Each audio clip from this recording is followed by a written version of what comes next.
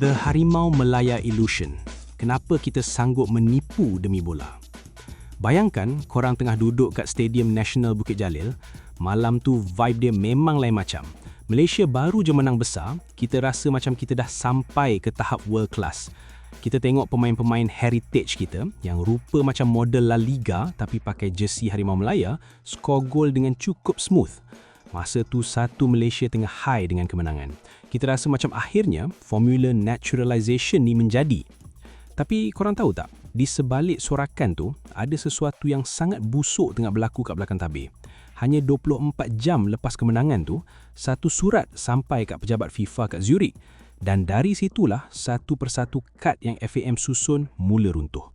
Apa yang kita sangka sebagai kebangkitan bola sepak sebenarnya hanyalah sebuah house of cards yang dibina atas penipuan, dokumen palsu dan satu obsesi yang sangat toksik terhadap shortcuts. Hari ni, aku nak breakdown macam mana skandal ni bukan je pasal bola tapi pasal mindset kita sebagai sebuah negara. Benda ni mula jadi serius bila FIFA keluarkan satu laporan yang sangat damning pada September 2025. FIFA bukan sekadar agak-agak ya, diorang ada solid evidence. Diorang dapati FAM dah hantar dokumen yang modified atau dipalsukan untuk 7 orang pemain. Gabriel Palmeiro, Facundo Garces, Rodrigo Holgado dan beberapa lagi nama besar. Dalam undang-undang FIFA, kalau kau nak main untuk negara baru, kau kena ada bloodline. Mak bapa atau datuk nenek kau kena lahir kat situ. FAM hantar dokumen yang claim datuk diorang ni lahir kat Penang, Johor atau Sabah. Tapi bila FIFA buat deep dive, diorang cross-check dengan rekod kelahiran asal ke Argentina dan Spanyol, rupanya datuk nenek diorang ni tak pernah pun jejak kaki kat Malaysia. Sejil lahir tu sebenarnya dah di Photoshop atau diubah secara rasmi tapi dengan maklumat palsu. Bila aku baca laporan ni, aku rasa macam, how did they think they could get away with it? Kita bercakap pasal era digital kot. Kau tak boleh expect pegawai FIFA kat Zurich tu malas nak Google. FIFA cakap, ni adalah pure and simple, a form of cheating. Kesannya, kita kena denda berjuta ringgit, pemain kena ban dan paling pedih, kemenangan kita semua kena void. Dalam sekelip mata, pride kita jadi shame. So, kita kena tanya, what is the root cause? Kenapa FAM sanggup ambil risiko gila ni? Jawapannya senang, tekanan. Kat Malaysia, kita sangat obses dengan instant results. Peminat nak tengok Harimau Melaya menang now, bukan 10 tahun lagi. Dan management pula nak jaga KPI diorang. Bila Sumareh atau Dion Cools berjaya, FAM rasa diorang dah jumpa cheat code. Daripada kita labu berjuta-juta untuk buat grassroots program, bangunkan budak-budak umur 7 tahun yang mungkin ambil masa 15 tahun nak jadi pro, diorang pilih jalan pintas.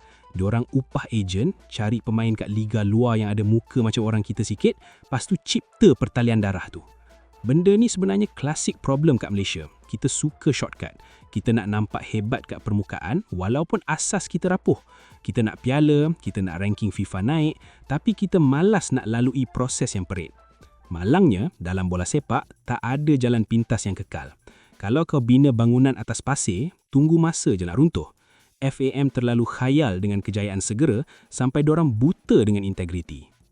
Kalau kita tengok dari sudut sosiologi, skandal ni reveal sesuatu yang agak dark pasal mindset kita. Kenapa kita rasa perlu sangat ada pemain import dalam baju kebangsaan kita? Ni sebenarnya ada kaitan dengan inferiority complex.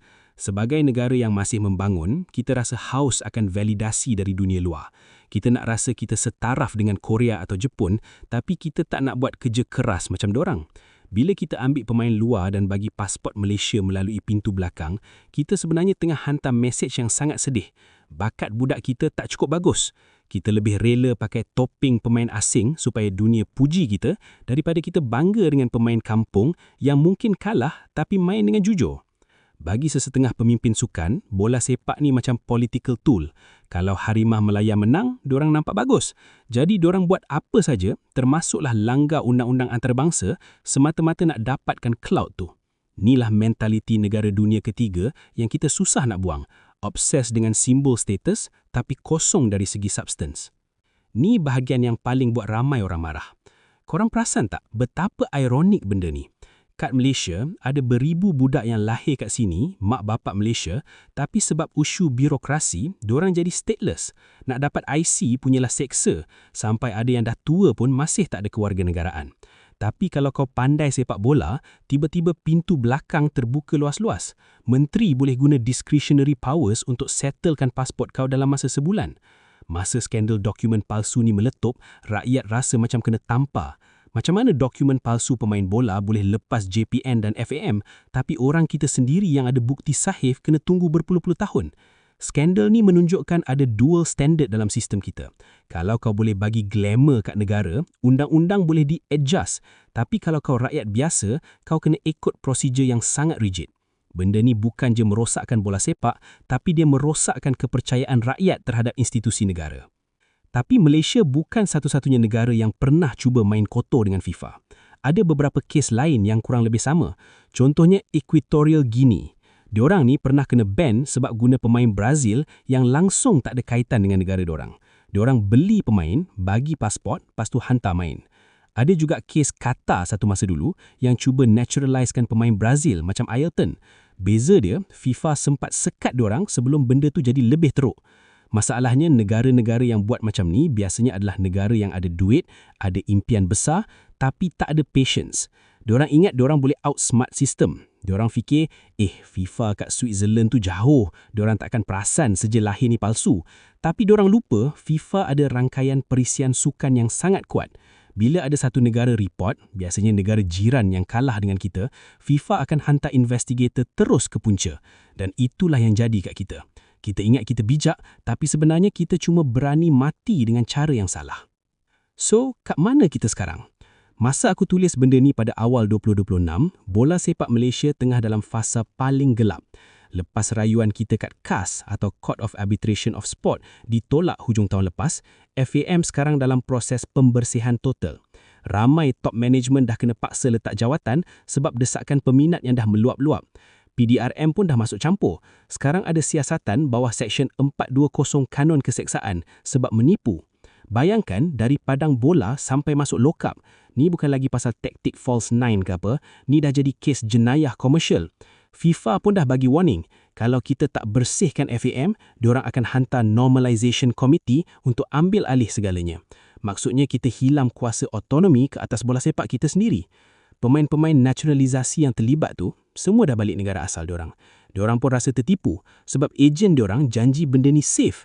Akhirnya diorang hilang kerja, kita hilang maruah. Yang tinggal sekarang cuma stadium yang kosong dan rasa malu yang menebal.